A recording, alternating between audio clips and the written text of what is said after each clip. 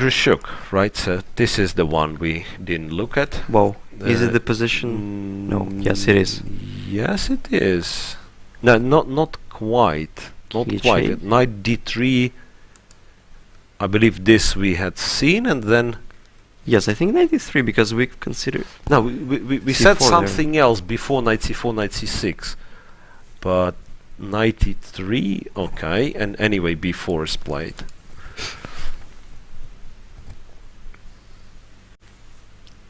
It's not so easy to understand what's going on. Yes.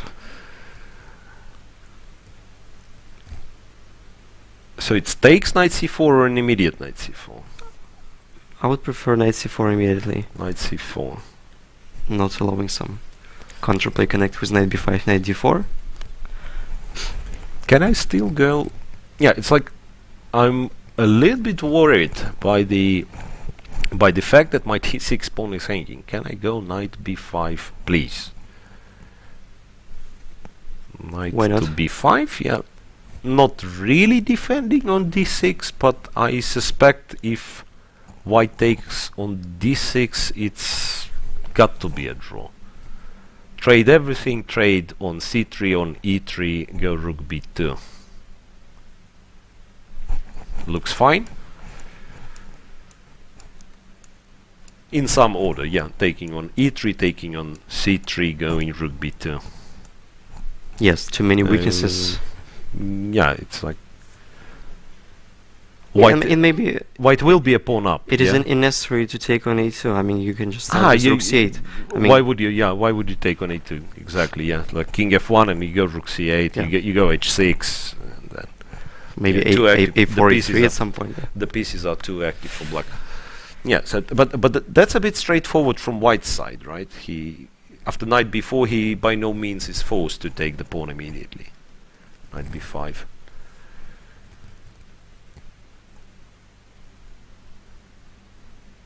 Is there any threat? Is there any threat? I mean, does black want something immediately? Because if not, then I might try to go a4. To when you force take, yeah, I take with the pawn and. Or with the knight. No, but then knight takes. And b2 is hanging. I mean, I think that the black should have something tactical, because obviously we understand that white have a d5 square, maybe, but their pieces, it looks like they're well coordinated, but black have a pair of bishops, and white should consider any trade at any moment. So that's why after knight d3. No, but then I take. Here I'm happy with black. Yes, because you're forced to take with pawn, if right? The pawn takes. Yeah, so my point was to take with the pawn immediately, to save so the that knight. At least I want a4 now. But then black can play a4. Then black can play one a4, of the typical ideas. All of a sudden the knight on b5, which is kind of hanging in the air, but it's not very easy to drive it away. And if you ever happen to play c4, the knight will land on d4, of course. Yes, and the point is after rook b1, probably we should consider the trade. Yeah. Then I'm taking something. I'm taking this guy. Yeah. Yeah, and a3 is hanging at some Queen period of time. e3. Yeah, like I wanted to take, probably just bishop c4, simplify knight everything. Right. Yeah. That's a good way to simplify, because you end up being up a pawn. Bishop d3, queen b3. No, this knight will not be lost. Yes, obviously. Yeah, then now all of a sudden black is just better. And here we can see that Dubov has actually spent more time than Hikaru. So we kept talking about the other games, and Dubov kept thinking. But maybe he's just deciding what to do. I mean, between the two lines that we mentioned before, like playing rook a4 or rook b7. Keeping the rook on a5, which looked like nothing to us, or rook b7, which as well looked like nothing. So what to choose between two? Nothing. Not clear. What? Yeah. I think rook a4 looks a bit unnatural, but it requires. I mean. Yeah, it's once again. If we switch to this one, I'll do it. yeah, Just a second. Here, no, that's wrong. That's our analysis, right? Where's the? But by the way, I think I can do it manually. Yeah, here. Yeah, rook a. Yeah, finally rook c4 was played. So another one. Yeah, we never seriously looked at that one, but it seems to be same as rook b7 in in spirit, so that white captures a5. Black obviously captures a5. But maybe now we are obliged to play bishop a4, otherwise black will play rook b8. And it's not quite easy to understand how to defend the b3 pawn. So I mean, like, by attacking a6 pawn and then exchanging the b3 for a6. Anyway. Yes, but yeah, I don't believe white is playing really for pretending win, for the playing for win any longer. Yeah, I think everything's. So it may be a kind of day off for both players. Yeah, right. But well, Dubov sort of deserved it, playing such very such entertaining games, right? Bright chess. Yeah. While Hikaru, I mean, he not that he doesn't deserve a day off, but I mean, so far he didn't show anything spectacular in classics, right? So yeah. 2 rather colorless draws against Rajabo, and then yesterday, well, it was kind of a tense game, but mainly thanks to his opponent. Yeah, I can hardly think of white getting anything I here. can agree with So you. most likely the pawns are coming off, and that will be it. All right. Well, keep forgetting. So yeah, what happened? Sogryshuk, right? Sogryshuk. There was b4, Wojtaszek, Swidler. Are there any moves? Yeah. So we'll continue with the same order. There are. Well, as I said, already a couple of games are simplified. This is the position for Daniil Dubov and Hikaru Nakamura. Very likely a tiebreak in this pair. Yes. So well, almost. Yeah, almost guaranteed. Yeah, almost guaranteed. Well, I think black can afford even to trade the rooks immediately. Rook d4. Well, it's Naka to move, right? So he can think of rook d4 or rook c. Is rook c8 a move? Or it's more or less the same, yeah? Rook c8. You have rook c8, probably you take, I play rook a1. And I think even rook a8 might not be a big deal for black to make a draw. I mean, just like after b5 I play a5. b5, a5 and rook c1. What is that? So a4, rook c6. a3 you take, a2 bishop e5. So that's why it's actually a little bit or a whole lot unpleasant because yes, it's not now so the b pawn is not easy to stop. No, I probably made the whole thing wrong. So rook c8 is not needed. So after bishop f4.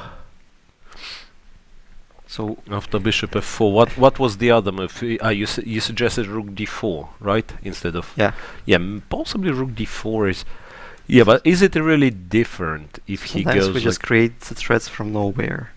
If he goes rook c1, is it really different? Or takes and play. No, but will be something like bishop c3. So yes, probably. Yeah, it's better not to take. Just to play rook c1. Yeah. Well, in this case, there is no b5 for white, but at the same time, still... well, as long as the pawns are there, like b4 pawn, a6 pawn, then there is still a hope, yeah? f6 in order to play e5, yeah? Yeah, if rook c6, I just take on b4, rook e6, and maybe just a5 immediately. So it doesn't look like black may have a problem. Here it doesn't look dangerous and for black. At some point they can play and win. Yeah, even a pawn starts running. Be inaccurate, right? Yeah, so rook d4. Rook d4 looks decent. Yeah. Any way to exchange the bishops would be like an immediate draw. Yes, because after white play, just imagine rook a1. At some point we will react with rook b8. Rook b8, yeah, press the b pawn. The only thing that we should be aware of is the mate on 8th rank, so that's why probably Yeah, We'll start h6 or with f6 H6 or will G5 at some be point, yeah. will be needed at some case in some case. Yeah, so it looks like Yeah, so there is- it's just at that moment Naka has to be tiny bit careful, and he will or should be able. Wait, one of the ways, bishop d4 actually, bishop d4. Might consider playing e5. The other point was but here it's rook c8. I thought of this and thought rook c8 is enough. c1, bishop to f6. I mean, my whole point was to bring the bishop to e7, let's say. Bishop d6 though. Yeah. Takes, and still it's like not yet equal. Not yet equal, right? You can put the rook on c6 and then black can barely move. maybe the best plan for black is to play bishop d8 and f6. 6 bring in the king. Ah yeah, that's actually fine. Yeah, f6, king f7, e8, d7. Yeah. Now the feeling It is might that the be enough, position is obviously. very close to a draw, right? But maybe, possibly, still a few precise moves needed from Hikaru Nakamura. And then Nepomniachtchi's game was also looking pretty drawish. This what's all about here.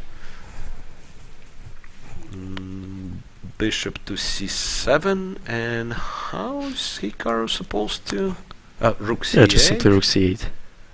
So the point that if, for example, white takes, If white takes on a6, yes. maybe I should start with rook b5 first. You probably should, yeah. Rook b5. So, and yeah, if rook a4, then it's Yeah, probably so bishop rook a4 is a5. very ugly. Yeah, and now black is the side who plays. Yeah, For it's the actually win. just Yeah. Okay, I can. I This- think I this- can continue playing rook a7, but obviously, I mean, yeah, yeah, white is not playing for white is not playing for a win. So, and if not rook a6, then what else can you do? You can go bishop a5. Wait a sec. You can go bishop a5, and then black takes. white takes. Goes rook b5, I suppose. Yeah, rook b5, and after rook a6, probably I just play bishop c3 c3 or instead of, e7. Yeah. Oh, because I didn't like check and check rook and a7 rook back. So a7. probably Okay. bishop c3 is most c3 technical. more precise. Yep. So And it's look like next. everything is under Hikaru Nakamura's control in this. I mean, not so clear, but probably. Yeah, he will. He Yeah, will he find will it. defend it. find And Wesley saw against Alexander Wesley Grishuk. against Grishuk, still and I believe entertaining. material down. Yeah, the position Yes. is still. You can say it might be much better for white, but it is unclear. Yeah, right. Meanwhile, we do have the first result. think It's a it draw was for Dubov and Hikaru. Nakamura. It's a draw for Dubov and Nakamura, so those two are to play at tiebreak tomorrow. So we are guaranteed of a working day tomorrow as well. Yeah. Well, there was little to no hope that all 4 matches will be decided today. That's obvious. We don't mind commentating on the tiebreak as well. That's usually fun. So it may occur if only we'll had 4 decisive results today, because Yeah, which was really not realistic. But tomorrow, the winner of this match will be determined this way or another. So to remind you, the tiebreak. and, we'll be and this talking. match is very, very intriguing because Yeah, the rapid speed. Yeah. So we start our first interview with Daniil Dubov and Hikaru Nakamura. They made a draw, and the match will continue on tiebreak. So Daniil, you were playing with the white pieces. Do you think you managed to create any problems to your opponent this day? Yeah, I think it was, more or less okay, because in general, straight from the opening scenes basically went my way, because that is exactly a scenario that I wanted to happen. Like, I'm completely out of risk and putting some pressure, and I was pretty well prepared. So I think after a6, it should be, it should be much better for white. It's not even just slightly pleasant, and Hikaru felt the same way as well. But it's probably something study-like, because both we've spent like about 90 minutes trying to realize what's wrong with black's position, because it's it feels very, very close. But yeah, I mean, I don't know. I didn't see, the exact way. I mean, it should be something very, very, concrete. And I mean, it's basically almost a puzzle. But I mean, I failed to solve it. I'm pretty sure there were some solutions that leads to a big edge for white. But I mean, I failed to solve it, so there is obviously nothing to celebrate. Yeah? I mean, okay. And also, this day your opponent was playing quite quickly in the opening. Does it usually influence your mood during the game? I mean, he was quicker yesterday. Okay, but no, not so much. I think the thing is, I thought it was completely okay, and then I realized after this rook c4, bishop f4 that it's not so easy, because basically I thought I'm just holding quite easily, and then I saw these bishop d6, bishop c7, a5 ideas, and it's quite unpleasant. Maybe I had something simpler than h6, but I thought I didn't see anything that was winning during the game, so it's quite okay. And now you're going to play on tiebreak against one of the strongest speed chess players in the world, so what are your expectations from this match? I mean, whom are you talking to? Yeah, exactly. Okay, but I mean, I think Daniil won the rapid. I mean, let's be fair. So yeah, I mean, I think again, it comes down to a couple of moves probably in either rapid or blitz, and that makes a difference. I mean, if you look at this match against Timur I was supposed to be this big favorite, but it's only because he made a blunder when he was low on time that I won this rapid game. So I mean, anything can happen, of course. And you? Yeah, I think it's just 50-50. You have to sleep well, I mean, play well, we'll see. And also, I saw that you had a video from your Fisher random game. So does these short videos help you during the event, or? I mean, yes, yesterday there was a Facebook video in your page. But I didn't post this. This wasn't me. Other people posting on my page. So you don't do such things during the serious events? No. Okay, thank you very much and good luck to both of you.